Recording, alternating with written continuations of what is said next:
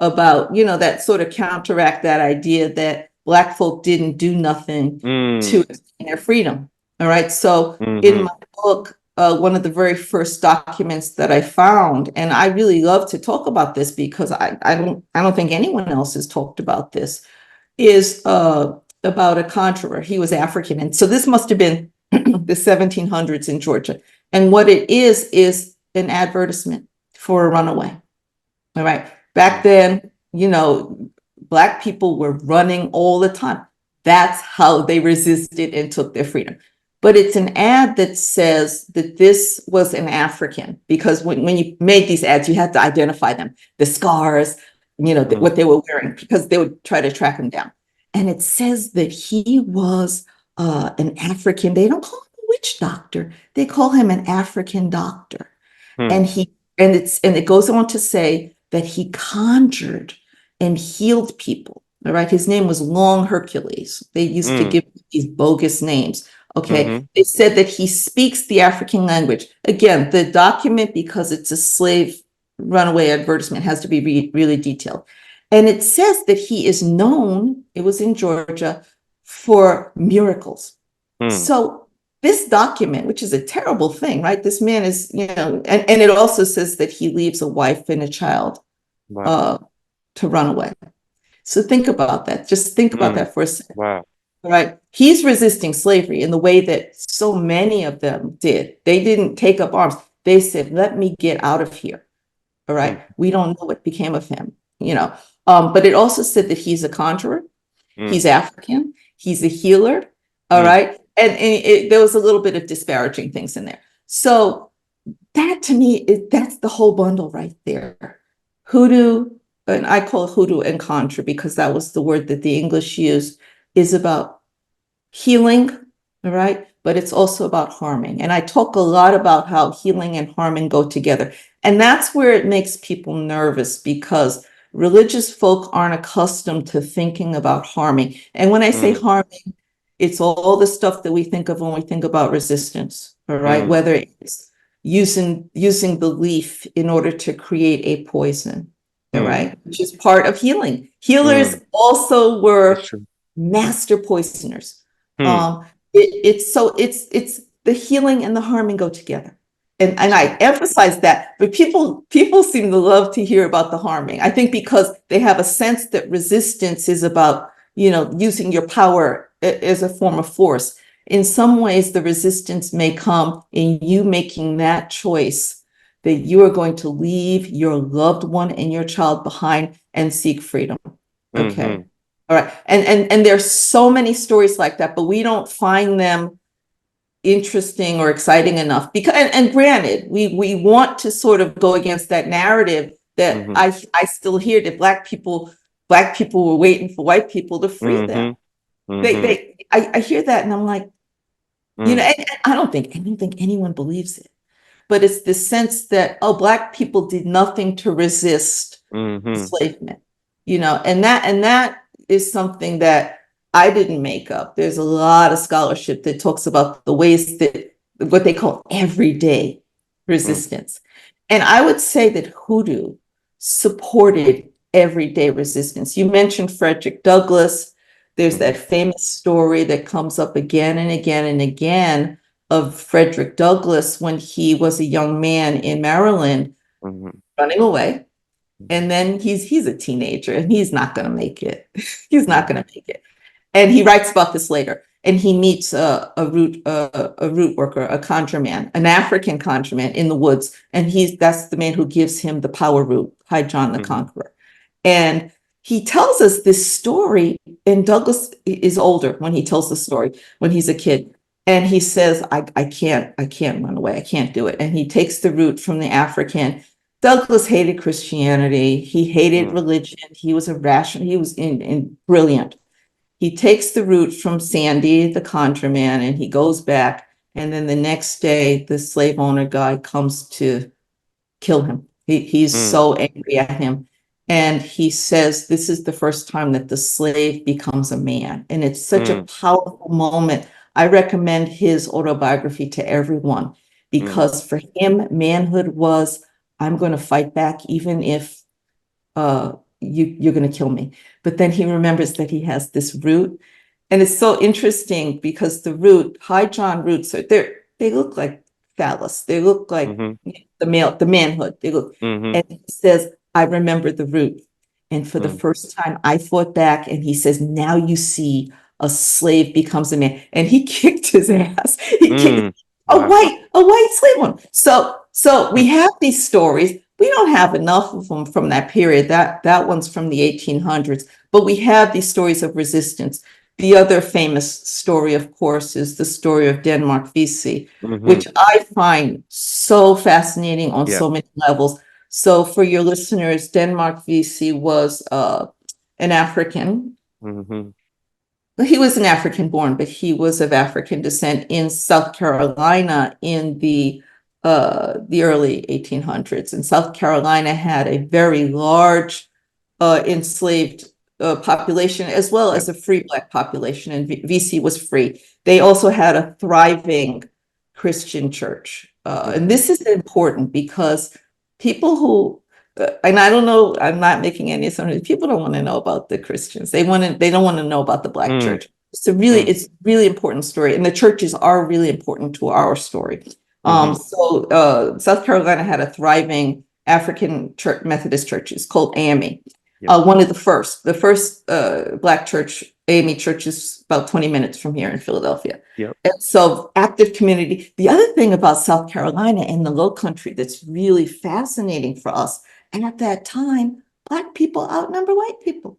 So when the colony of South Carolina was created, they brought so many Black people into that port of Charleston that to work the Low Country plantations, right? That they were like 2 to 1. So you think about that, you're like, how could it be that there were more Black people and a lot of Africans, because they're flowing into that port, than white people? So that's the scenario. So just quick story, because I don't want to. Vesey is a member of this church made up of free Black people, enslaved Black people, and the AME church at the time. This was the church for Black. This was the church where people created their own economic institutions. Very, very powerful. And it is said that he planned a conspiracy in that church because, as a Christian, he read the Bible through the lens of Black liberation theology. Something else we don't talk too much about. So, in planning a conspiracy, he was going to take the armory. He was going to hijack a ship and sail to Haiti. There all kinds of stories came out after the conspiracy, and we're not even sure if a lot of it is true. But one of the things that he did was he had a contingent of Africans who were going to be part of the soldiers, and the head of the contingent of Africans was named Gullah Jack. And we know the name Gullah refers to the African ancestors from. It's not clear whether they're from Angola or from. It's just not clear where they're from. But anyway, he was going to have Gullah Jack lead a contingent of warriors, and Gullah Jack. One of the first things he says is, "I carry a charm, and no white person can harm me." And he had, it said, again, this is all coming through white people, right? And some of it's coming under torture, I have these potions, I have these not spells, of course, these artifacts that if you take them, okay, we will not die. So he's lending the spirit of Hoodoo to this resistance conspiracy, which, as we know, was, someone leaked it before it actually happened. And then everyone was caught before it had a chance to go. It was terrible. After that, it was actually very terrible, as it was after every slave rebellion after Nat Turner. They shut the church down. People had to leave. It was actually more repressive. And that we see that pattern. We see that pattern is we see it even today, right? When Black people strike out violently, even for their freedom. Boy, that my students call it the white lash. I'm laughing because it's just so good, but it's a backlash to that push for freedom. But even in the conspiracy, hoodoo and conjure is part of it. Now someone here will say, well, yeah, it failed. How was that? Well, I'm not going to say that it failed because as people heard about that, all right, and this actually started with Nat Turner, and Nat Turner was a Baptist. She was a Christian.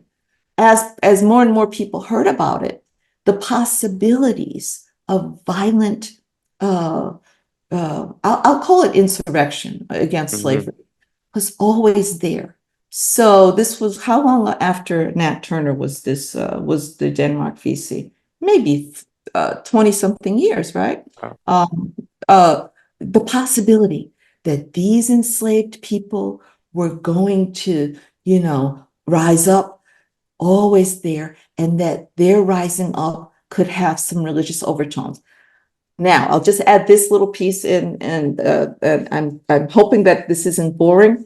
No, it's not boring at all. This is An captivating. event happens even before Nat Turner, even before VC, that shook these people to the core, the slave regime to the core, and that, of course, is the Haitian Revolution.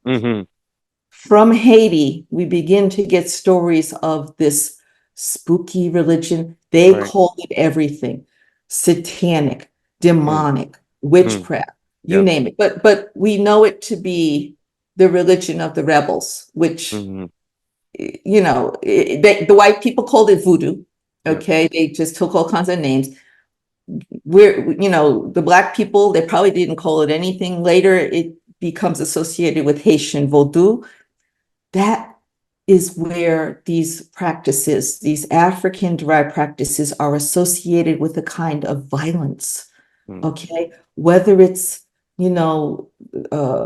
Douglas getting that root and striking back, whether it's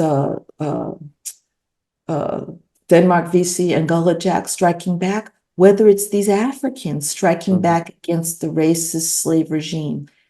Voodoo and hoodoo become associated with a kind of violence that had to be put down. Now, I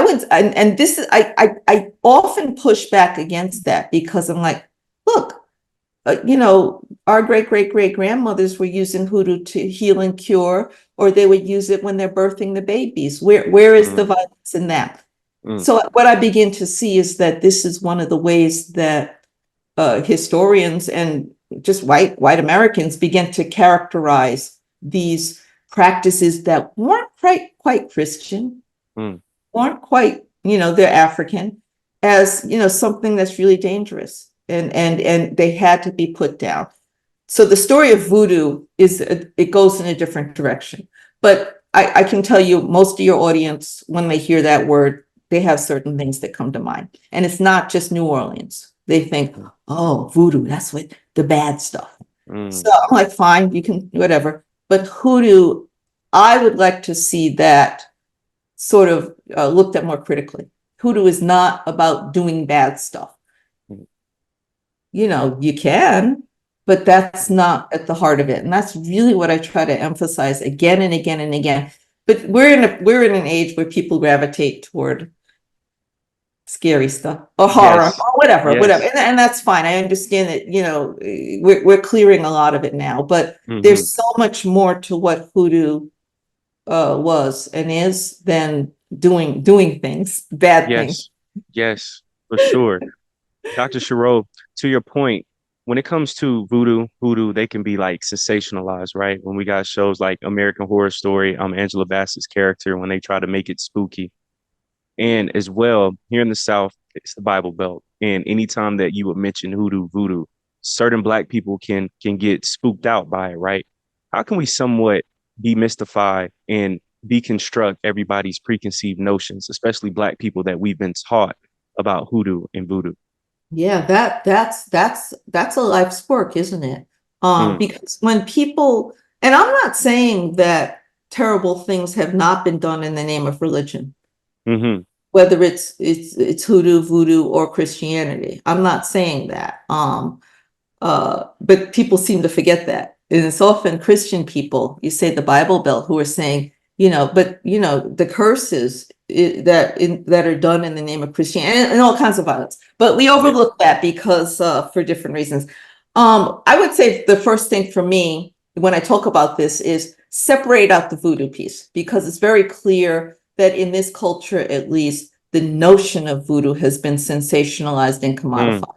It's what they call a trope. It's a kind of metaphor to talk about spooky things. And I'm writing about this right now because particularly in popular culture, like Hollywood, I'm looking at everything from comic books to advertisements to movies in the 20th century, voodoo becomes a way of speaking about the dangerous Black supernatural. So separate that from hoodoo.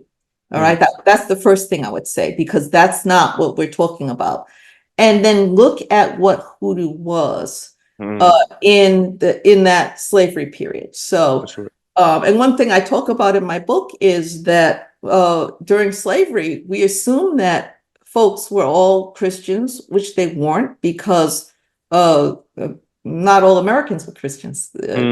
There's, until that revolution, there's a lot of stuff that goes on with the church and the state. Fine, boring stuff. But I would say, what do you think that your ancestors, and I ask this to Black people, and Black people are starting to turn to their ancestors very slowly. I'll say, what kind of religious world do you think they lived in? They probably weren't Christian. They might have been Muslim because there were Muslims who come over from Africa. They might have had no religion, although I think that's unlikely. What is the possibility that there is a religion or a spirituality that we can call hoodoo? It is the religion of the praise house, the religion of the hush arbor. It is the old time religion where people would walk in a circle in a ring. That ring shout had nothing to do with Christianity. And in fact, the Christians sort of appropriated it after emancipation. It is the religion of our enslaved ancestors crying together to God, because I do believe that hoodoo and conjure, there is a God in that tradition. So I would say, to separate the voodoo stuff and try to think of the world in which your great, great, great, great grandparents lived in.